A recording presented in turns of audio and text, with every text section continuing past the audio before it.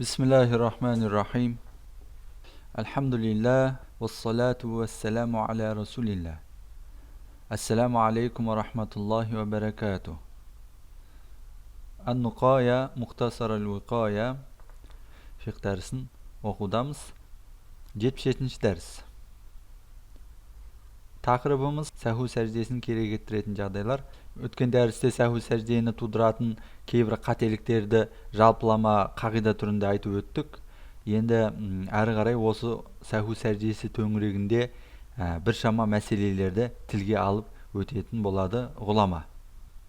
Бірінші мәселе: وَلَا يَجِبُ السُّجُودُ بِسَهْوِ الْمُؤْتَمِّ. Имамға ұйып тұрушы кісінің намазында қателесуі себепті оған сәху сәждесін жасау уәжіп болмайды. Мысалы, имамға ұйып тұрған кісі рукуғыдан бұрын сәждеге кетіп қалды делік. Ол бірден тұрып, рукуғыда тұрған имаммен әрі қарай жалғастырып кете береді. Ол әрекеті үшін сәху сәждесін жасау оған уәжіп болмайды. Және оған имам болып тұрған кісіге де оның шатасқаны себепті сәху сәжде уәжіп емес. Ұйушы шатасқан себепті сәху сәжде жасамайды. Бірақ бәл еджибу бисәхуи имамихи ин сәжеді. Бірақ имамының қателесуі себепті ұйып тұрған имамы сәху сәждесіне барып жатса, ұйушы да оған ілесіп бірге сәху сәжде жасауы уәжіп болады. Ал енді имамы сәху сәждесіне бармаса, жасамаса сәху сәждесін, онда ұйушы да жасамайды. Бұл бірінші мәселе. Ал енді екінші мәселе: уәл масбуқу. Имамға кешігіп келіп ұйыған кісі есджуду ма'a имамихи. Имам сәху сәжде жасаса, бұл да онымен бірге сәху сәждесін жасайды. Яғни бірінші рәкағатқа емес, бірінші рәкағаттан кейінгі рәкағаттарда келіп ұйыған кісіні мәсбуқ деп атайды. Міне бұл кісі соңғы отырыста ат-тахиятуды оқып, имамның сәлем беруін күтіп отырады. Имам сәлем бергеннен кейін үлгермеген рәкағатын оқиды. Міне осы имамға кешігіп келуші кісі имам сәху сәжде жасаған кезде, бұл да тұрып кетпей сол имаммен бірге сәху сәждесін жасайды. Әрі қарай имамның екінші рет сәлем беруін күтіп отырады. Имам қайта ат-тахиятуды, салауатты, раббананы оқып баулып, екінші мәрте сәлем бергеннен соң әлгі кешігіп келіп ұйыған кісі сәлем бермей Аллаху акбар деп тұрып, сумма яқди, содан кейін әдеттегідей өз бетінше жіберіп алған рәкағатын тәмамдайды. Үшінші мәселе: ва ин лам яқуд әувәлән. Намаз оқушы алғашқы отырысқа отырмай тұрып бара жатса, ва хуа илейхи ақрабу, ондай кезде қарайды. Ва хуа илейхи ақрабу қаада.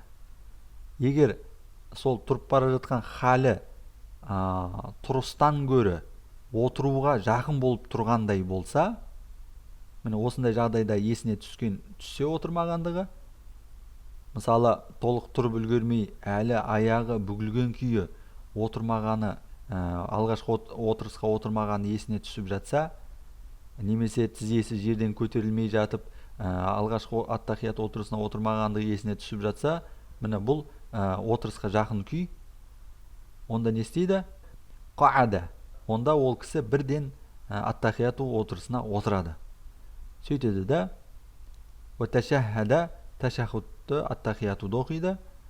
Вәлә сәхуа алейх, онысы себепті сәху сәжде жасауы керек емес. Енді бұл жайында бір хадис келтіре кетсек, пайғамбарымыз саллаллаху алейхи вассаламның мынандай бір хадисі риуаят етіледі кітаптарда: кімде-кім толыққанды тіктеп тұрып қойса, намазын оқи берсін, соңында сәху сәждесін жасайды. Ал егер толыққанды тіктеп тұрып үлгермесе, дереу отырсын, оған сәху сәжде керек емес делінген. Бұл хадис имам Тахауидің Асарул Маани атты кітабында келтіріледі. Әрі қарай оқимыз.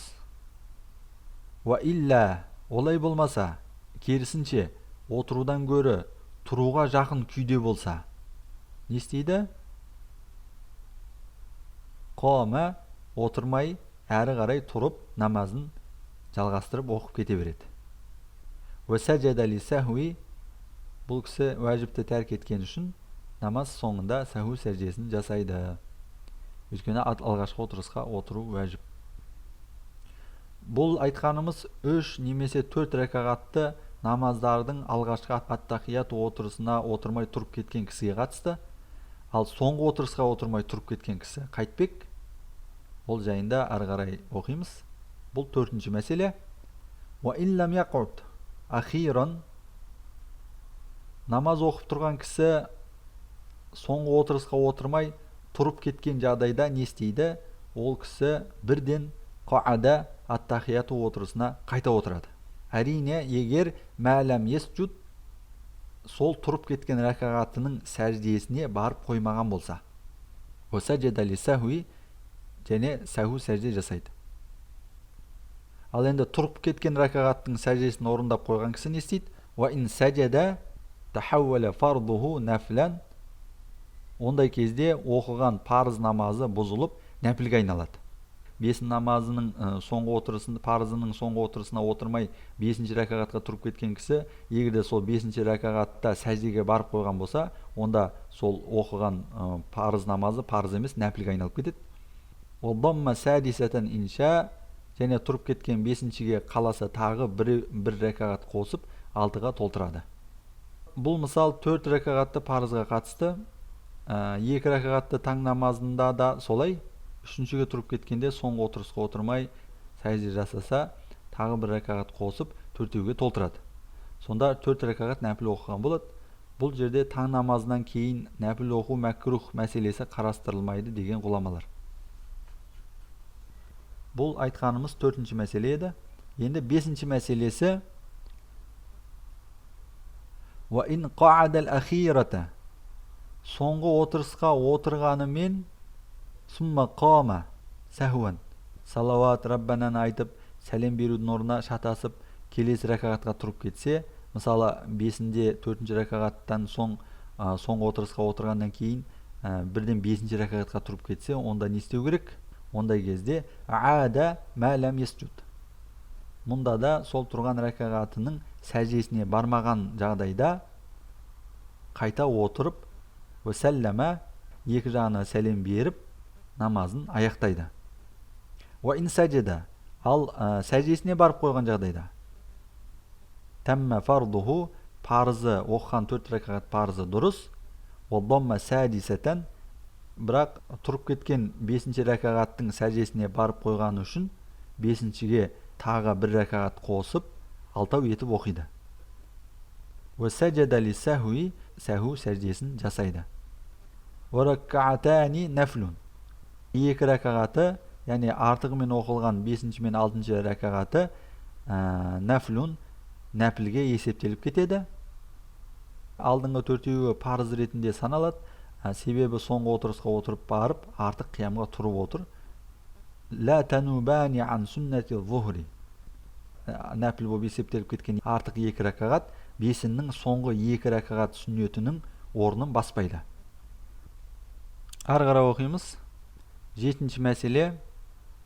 Ва ман иқтада бихи, кімде кім имамға ұйыса, бихидағы хәзамирі имамға кетіп жатыр.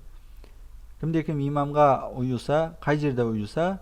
Фихима, осы артық оқыған 2 рәкағатта имамға қосылып ұйыса, мысалы 4 рәкағатты парыздың ақырғы отырысынан кейін шатасып тағы 2 қосып оқыған имамға нәпіл болып саналып кететін 5 пен 6-ші рәкағатта қосылса біреу келіп, онда не істейді? Соллахума, сол 2-ін ғана оқиды. Алдыңғысын оқымайды, оны өз бетінше қайта бастап оқиды. Ва ин афсада, ұйышы сол артық 2 рәкағатты бұзса, қадахума, қазасын өтейді. 2-ін қайта оқиды. 8-ші мәселе.